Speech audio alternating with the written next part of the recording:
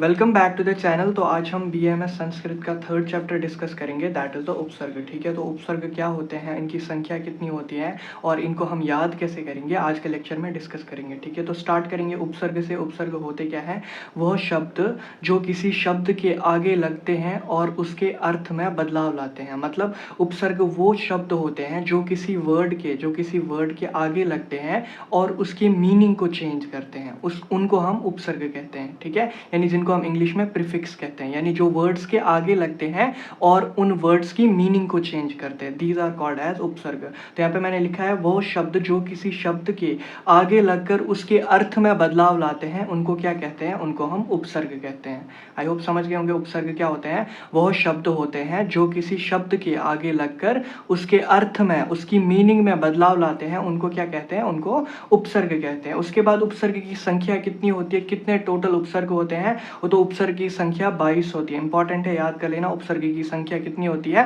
22 होती है। अब कैसी होती है, कौन कौन से होते हैं, उनको हम याद करते हैं। ठीक है, तो सब जो है अपने अपने तरीके से याद करते हैं। तो मैंने अपने तरीके, जैसे मैंने याद किया था तो मैं वैसे ही बताऊंगा। ठीक है, तो मैंने याद किया था ऐसे: प्र परा परि प्रति अधि अभि अति अपि। प्र परा परि प्रति अधि अभि अति अपि। दुर दुस निर्निस वि सम आन्य अनु औ सु उत उप अप। ठीक है, तो ऐसे मैंने याद किया था। अगर आप बुक में देखोगे तो बुक में ऐसी सीक्वेंस नहीं दे रखी है। बुक में दे रखा है प्रा परा आप सम अनु औ। ठीक है, तो मैंने इसको एक ही सीक्वेंस में रखा, जैसे प वाले एक ही लाइन में, अ वाले एक ही लाइन में। ठीक है, ऐसे ही करके मैंने इनको एक सीक्वेंस में रखा है। तो प्र परा परि प्रति ऐसे इजीली याद हो जाएगा। प्र परा परि प्रति अधि अभि अति अपि दुर दुस निर्निस वि सम आन्य अनु औ सु उत उप अप।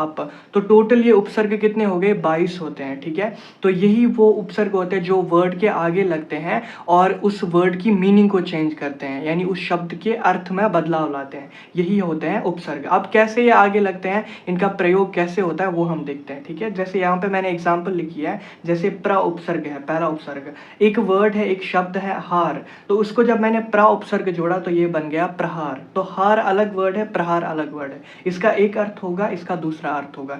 उपसर्ग के लगने से इसका अर्थ चेंज हो गया, तो ये प्र उपसर्ग है। उसके बाद परा प्लस जायते, ये बन गया प्रजायते। ठीक है, तो ये भी उपसर्ग हो गया। ठीक है, ऐसे ही अगर आप देखोगे बुक में हर एक उपसर्ग के अलग अलग एग्जाम्पल दे रखे हैं। ठीक है, तो आपको क्या करना है, हर एक उपसर्ग की 3-3, 4-4 एग्जाम्पल्स आपको मतलब याद करनी है। ठीक है, समझ के याद करनी है। जैसे यहाँ पे दे रखा है प्र उपसर्ग की एग्जाम्पल, प्र प्लस भवती, तो प्रभवती। ऐसा नहीं सारे उपसर्ग की, बस 4-5 उपसर्ग की कर लेना। ठीक है, प्र प्लस भवती प्रभवती।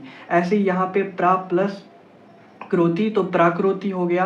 प्रा प्लस कृति हो गया प्राकृति। ऐसे ही आप परा उपसर्ग में भी करोगे, परा प्लस भवती हो गया पराभवती, परा प्लस जायती हो गया पराजायती। ठीक है, तो ऐसे ही जो जो उपसर्ग हैं, ठीक है, उनकी आप एग्जाम्पल्स याद करोगे। जैसे यहाँ पे सम उपसर्ग है। ठीक है, सम उपसर्ग की कैसे हम एग्जाम्पल्स याद करेंगे, जैसे सम प्लस योग क्या हो गया? संयोग।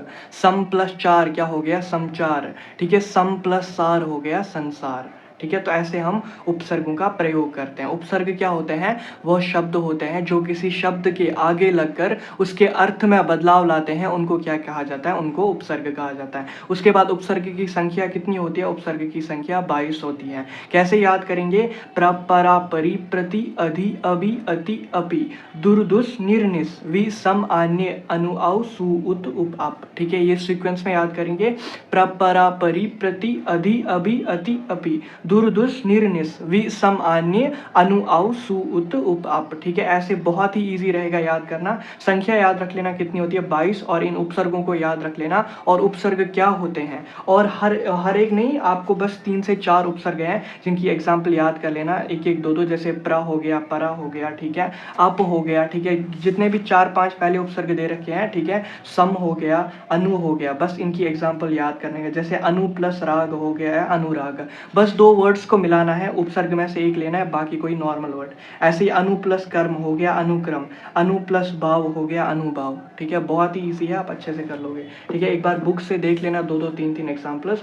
उपसर्ग इतना ही है, पहले डेफिनेशन याद रख लेना, उसके बाद संख्या, उसके बाद उपसर्ग, परा परि प्रति अधि अभि अति अपि दुर दुस निर्निस वि सम आन्य अनु औ सु उत उप आप। ठीक है, ऐसे आप उपसर्ग याद कर लेना। उसके बाद हर एक जैसे यहाँ पे प्रा परा, ठीक है, अनु औ 3 से 4 उपसर्ग की एग्जाम्पल याद रख लेना। अब बात आती है इसमें क्वेश्चन कैसा आता है, या तो एमसीक्यू भी आते हैं, एमसीक्यू नहीं आते इसमें से डायरेक्टली क्वेश्चन पूछता है, या तो पूछेगा उपसर्ग बताओ और उपसर्ग कितने होते हैं वो सारे लिखो, या ऐसे आएगा आपको प्रा उपसर्ग दे रखा होगा और परा उपसर्ग और लिखा होगा वहां पे इनके 3 से 4 एग्जाम्पल्स बताओ, जैसे प्रा प्लस हार प्रहार, प्रा प्लस जायते प्रजायते, प्रा प्लस क्रोति प्राकृति। ठीक है, ऐसे ही आपको एग्जाम्पल्स बनाने होंगे, बहुत ही ईजी है, आप अच्छे से कर लोगे। ठीक है, विद दिस हमारा उपसर्ग छोटा सा चैप्टर है संस्कृत का, 3rd चैप्टर ये कंप्लीट होता है। अब हम आगे इसके और लेक्चर्स लाएंगे। ठीक है, टिल देन आप इसको रिवाइज कीजिए अच्छे से, आपसे मिलेंगे अगले लेक्चर में। Till then keep revising, thank you so much, thanks a lot.